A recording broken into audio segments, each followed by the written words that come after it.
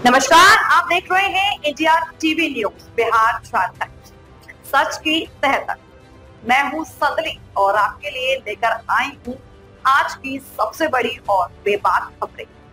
हर वो सच जिसे दबाया गया, हर वो सवाल जो उठना चाहिए था, क्योंकि यहाँ हम बात करते हैं बिहार और झारखंड की, आपके हक और हकीकत।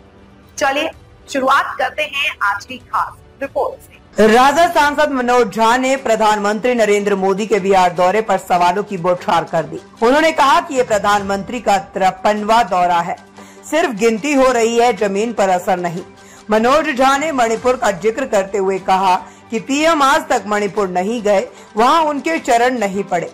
उन्होंने पीएम के भाषण को भावविहीन और दर्शन विहीन बताया और आरोप लगाया कि प्रधानमंत्री झूठ की खाली पोटली पकड़ा रहे हैं। पीएम मोदी द्वारा दी गई सौगातों पर भी तंज कसते हुए कहा कि 7200 करोड़ की सौगात कहना राजतंत्र जैसी भाषा है। हर पैसा जनता का है, इसमें सौगात कैसी? उन्होंने पूछा, जो सुविधाएं गुजरात को मिलती है वो बिहार को क्यों नहीं?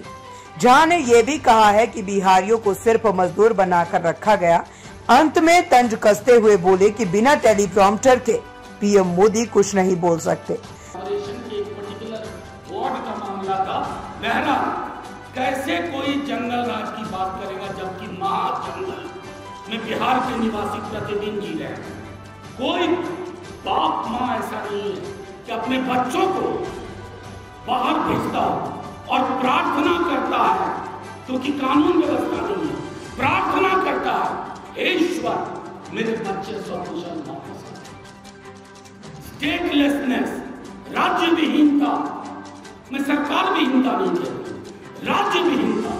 तो ये कि कोई सवाल पूछ ले, एक तो मीडिया कम सवाल पूछती है मुझसे, अगर पूछ ले तो आप मौसम का विश्लेषण करने लगते हो, तो अब तो यहाँ पोस्टर लग जाएंगे, नोबडी किल्ड गोपाल खेमका।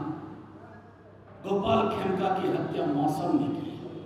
ये उनके परिवार को जाके बताइए कि अस्पताल में हत्या मौसम ने की है। जो बिटिया हमारी मुजफ्फरपुर की जान तोड़ दम तोड़ दिया उसने, मौसम ने किया। तो जब वो जो कहते हैं ना कि जब राजा की संचेतना वाजिब ना हो तो सिपह सलार खुद राजा बन जाते हैं, और जब राजा का इशारा दिल्ली दरबार से आए तो ये परिस्थितियां होती हैं। और वैसे मैं आखिरी कहूं, किस मुंह से प्रधानमंत्री जी जंगल राज की बात करते? मणिपुर जिंदा जलता हुआ जंगल राज का उदाहरण है। कोई एक स्टेट नहीं है जहां बीजेपी का शासन हो और चीजें महफूज हो।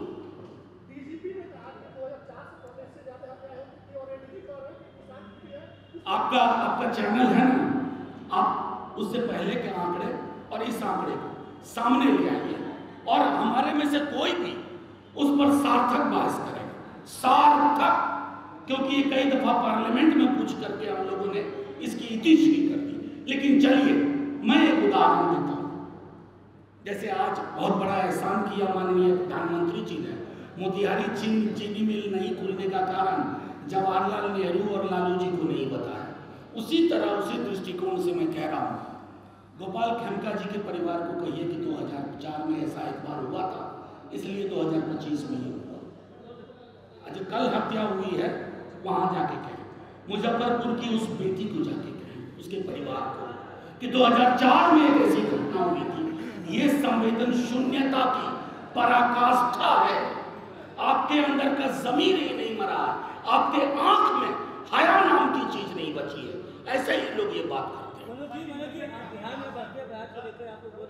सत्य की पड़ताल करने के लिए एक समिति गई।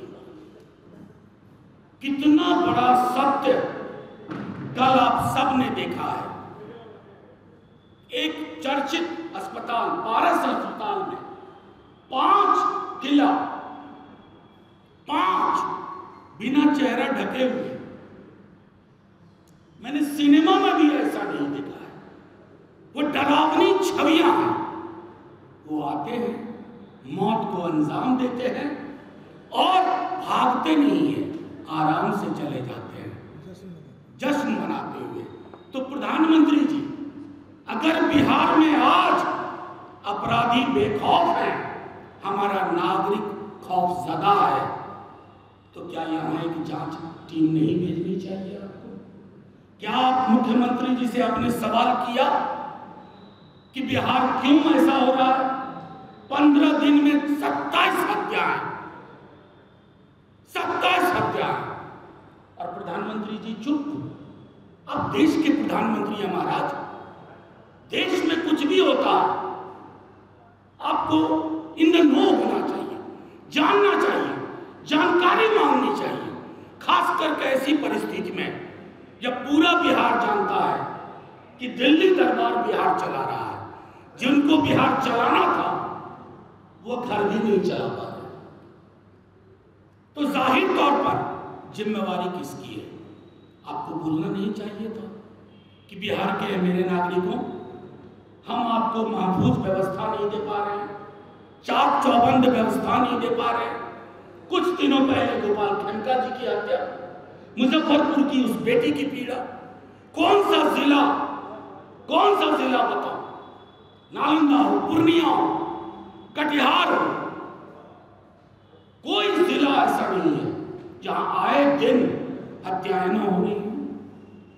तो प्रधानमंत्री जी, आप बिहार आए और आप इन हत्याओं पे चुप रहे, तो क्यों नहीं माना जाए प्रधानमंत्री जी कि एक फैक्ट फाइंडिंग टीम भेज करके आप चाहते तो अपने लोगों की भूमिकाएं, अपने दल के नुमाइंदों की भूमिकाएं की भी पड़ताल कर सकते थे। तो प्रधानमंत्री जी, मोतिहारी चीनी मिल की चाय तो आपने पी नहीं होगी। 11 बरस पूर्व आपने कहा था कि मोतिहारी अब तब तक नहीं आऊंगा जब तक सुनिश्चित न कर लूं कि यहाँ की बनी मिल की चाय, चीनी से मैं चाय पी गया। तो प्रधानमंत्री जी, चाय भी नसीब नहीं हुआ होगा, क्योंकि जब आदतन आदमी झूठ की गर्जना करता है तो वो भूल जाता है कि किन किन शब्दों को वापस लेना पड़ेगा। मसलन किसी का डीएनए चेक करवा रहे थे 15 में, आज उसमें लोकप्रियता दिख रही है उस डीएनए में। तो जाहिर तौर पर मैं यही इस बात को रखता हूं, और अगर आपके कोई इससे संबंधित सवाल हो तो आप पूछ सकते। 200 यूनिट बिजली तो हम 125 देंगे। 125 की कहानी क्या है वो हमारे मित्र बता रहे थे, शक्ति जी, सरचार्ज की कहानी है, स्मार्ट मीटर की कहानी है। तो वो सारी चीजें आपसे अपेक्षा है, आपने जो बोला उसमें मिथ्या वचन, गुजरात की तुलना में बिहार के लिए मूंगफली के बराबर कोशिश नहीं, और तीसरा ऐतिहासिक तथ्यों को, खास करके नौकरी के सवाल पर तेजस्वी यादव के कंट्रीब्यूशन, एक युवा जिसने आपकी पॉलिटिकल पिच बदल के रख दी, उसकी बातों को उपहास उड़ाना। अब आप कुछ मुद्दे बताता हूं कि प्रधानमंत्री जी किन चीजों पे चुप रह गए। आपको एक घटना बताता हूं, दुर्दांत घटना हुई बंगाल में। प्रधानमंत्री जी की पार्टी ने एक फैक्ट फाइंडिंग टीम भेजी। फैक्ट फाइंडिंग टीम यानी कि सत्य की पड़ताल करने के लिए एक समिति गई। कितना बड़ा सत्य कल आप सब ने देखा है। एक चर्चित अस्पताल, पारस अस्पताल में 5 किला, 5 बिना चेहरा ढके हुए। मैंने सिनेमा में भी ऐसा नहीं देखा है। वो डरावनी छवियां हैं। वो आते हैं, मौत को अंजाम देते हैं और भागते नहीं है, आराम से चले जाते हैं जश्न मनाते हुए। तो प्रधानमंत्री जी, अगर बिहार में आज अपराधी बेखौफ है, हमारा नागरिक खौफजदा है, तो क्या यहाँ एक जांच टीम नहीं भेजनी चाहिए आपको? क्या आप मुख्यमंत्री जी से आपने सवाल किया कि बिहार क्यों ऐसा हो रहा है? 15 दिन में 27 हत्याएं, 27 हत्याएं, और प्रधानमंत्री जी चुप। अब देश के प्रधानमंत्री हैं महाराज, देश में कुछ भी होता है आपको इन द नो होना चाहिए, जानना चाहिए, जानकारी मांगनी चाहिए। खास करके ऐसी परिस्थिति में जब पूरा बिहार जानता है कि दिल्ली दरबार बिहार चला रहा है, जिनको बिहार चलाना था वो घर भी नहीं चला पा रहे, तो जाहिर तौर पर जिम्मेवारी किसकी है? आपको बोलना नहीं चाहिए था कि बिहार के मेरे नागरिकों, हम आपको महफूज व्यवस्था नहीं दे पा रहे हैं, चाक चौबंद व्यवस्था नहीं दे पा रहे हैं। कुछ दिनों पहले गोपाल खेमका जी की हत्या, मुजफ्फरपुर की उस बेटी की पीड़ा, कौन सा जिला बताओ, नालंदा हो, पूर्णिया हो, कटिहार हो, कोई जिला ऐसा नहीं है जहां आए दिन हत्याएं न हो रही हो। तो प्रधानमंत्री जी, आप बिहार आए और आप इन हत्याओं पे चुप रहे, तो क्यों नहीं माना जाए प्रधानमंत्री जी कि एक फैक्ट फाइंडिंग टीम भेज करके आप चाहते तो अपने लोगों की भूमिकाएं, अपने दल के नुमाइंदों की भूमिकाएं की भी पड़ताल कर सकते थे। तो प्रधानमंत्री जी, मोतिहारी चीनी मिल की चाय तो आपने पी नहीं होगी। 11 बरस पूर्व आपने कहा था कि मोतिहारी अब तब तक नहीं आऊंगा जब तक सुनिश्चित न कर लूं कि यहाँ की बनी मिल की चाय, चीनी से मैं चाय पी। तो प्रधानमंत्री जी, चाय भी नसीब नहीं हुआ होगा, क्योंकि जब आदतन आदमी झूठ की गर्जना करता है तो वो भूल जाता है कि किन किन शब्दों को वापस लेना पड़ेगा। मसलन किसी का डीएनए चेक करवा रहे थे 15 में, आज उसमें लोकप्रियता दिख रही है उस डीएनए में।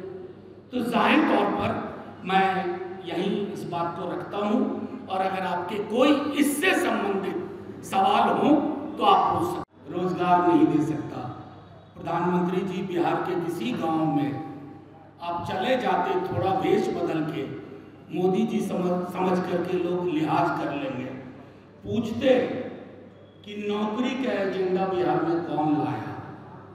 यकीन मानिए प्रधानमंत्री जी, वेश बदल के जाते तो बच्चा बच्चा कहता तेजस्वी यादव।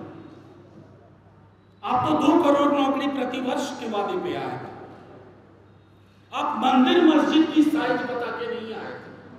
2 करोड़ नौकरी प्रतिवर्ष के वादे पे आया व्यक्ति 11 वर्षों के बाद 20 लाख का हिसाब नहीं दे रहा, और जो युवा 2020 में जिसने कहा कि पहली कलम से 10 लाख नौकरी, सरकार नहीं बनी, क्यों नहीं बनने दी गई, अब तो उस चुनाव आयोग के बारे में क्या कहें। लेकिन जब नीतीश जी की पार्टी को खत्म करने की आपकी पार्टी साजिश कर रही थी, तो इसी युवा ने एक ही शर्त रखी थी नीतीश जी से, 2 शर्तें। एक, नौकरी में फ्री हैंड चाहिए, दूसरा जातिगत सर्वेक्षण कराऊंगा। दोनों चीजें हुई। 17 महीने की अल्पायु में, क्या अल्पायु की सरकार में 5.5 लाख नौकरियां और 3,75,000 प्रक्रियाधीन की गई, यानी अंडर प्रोसेस की गई। प्रधानमंत्री जी, ये झूठ वाजिब नहीं लगता। आप देश के प्रधानमंत्री हैं, क्या बिहार चुनाव हार जाएंगे तो देश के प्रधानमंत्री नहीं रहेंगे? हमारी आपसे अपेक्षा होगी कि बिहार को लेकर के ईमानदारी का शब्द आपकी जुबान से निकले। एक और चीज मैं आपको आपके माध्यम से कहना चाहूंगा कि प्रधानमंत्री जी आजकल बिहार आते हैं तो नीला पटका, जो स्वाभिमान का हमारा प्रतीक है, जय भीम, वो आह्वान संविधान का। तो प्रधानमंत्री जी, पटका यहाँ रहे, दिल में ना रहे।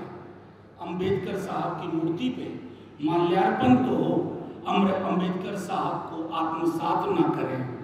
जातिगत जनगणना पर आपका उपहास हमने सुना है, आरक्षण को लेकर आपका उपहास सुना है, आपके गोलवलकर साहब का काला अध्याय सबके समक्ष है, जिसको हमारे राष्ट्रीय अध्यक्ष लालू जी ने गांव-गांव पहुंचाया। और कमाल है प्रधानमंत्री जी, वो जो नीला पटका प्रतीक है संविधानवाद का, बहुजन शक्ति का, वो हवाई जहाज में बंगाल जाते ही आप उतार देते। ये नहीं होना चाहिए ना, ये तो बेईमानी है। एक तो बिहार से बेईमानी, बिहार के युवाओं के आकांक्षाओं से बेईमानी। आज आपको पता है कि तेजस्वी यादव और महागठबंधन ने नौकरी की एक लंबी लकीर खींच दी है, बेहतर स्वास्थ्य व्यवस्था की एक लंबी लकीर खींच दी है, सामाजिक सुरक्षा को लेकर के, बढ़ोतरी को लेकर के एक लंबी लकीर खींच दी है, युवाओं के संबल के लिए, ताकि उनको कम से कम मुश्किल हो परीक्षा के फॉर्म भरने में, एक दूसरे जगह जाने आने में। तो आपको मिथ्या भाषण नहीं देना चाहिए। स्वीकार करिए कि आप एक युवा नेता और महागठबंधन के इशारे को समझ रहे हैं और कोर्स करेक्शन कर रहे हैं।